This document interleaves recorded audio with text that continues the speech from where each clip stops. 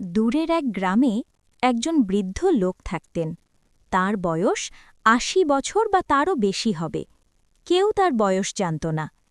প্রতিদিন সে ঘুম থেকে উঠে ঘর থেকে বের হতো, গ্রামের বাইরে একটু হাঁটতে যেত এবং ফিরে আসত। একদিন বৃদ্ধের বাড়ির পাশে এক যুবক নাম রূপক এবং তার পরিবার এসে বসবাস শুরু করেন।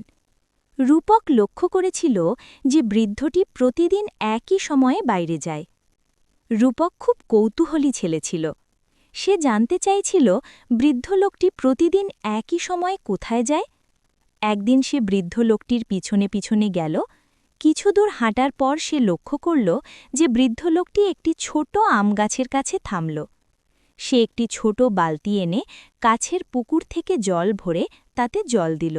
রূপক এতে অবাক হয়ে গেল এবং সোজা বৃদ্ধের কাছে গিয়ে জিজ্ঞাসা করল, স্যার, আপনি এত বৃদ্ধ এবং আপনি এত ছোট গাছে জল দিচ্ছেন, আপনি সম্ভবত কখনো এর ফল খেতে পারবেন না।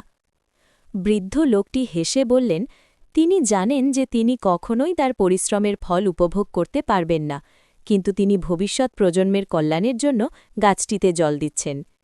বৃদ্ধের এই কাজ দেখে রূপকের অনেক বড় শিক্ষা পেল। উপদেশ: আমরা প্রায়শই ফলাফলের দিকে তাকাই। এই গল্প থেকে শিক্ষা পাই, কর্ম নিজেই পুরস্কার এবং আমাদের সর্বদা ফলাফলের উপর মনোযোগ দেওয়ার প্রয়োজন নেই। শিক্ষণীয় ছোট গল্পগুলি আমাদের অনুপ্রেরণার উৎস হয়ে উঠেছে।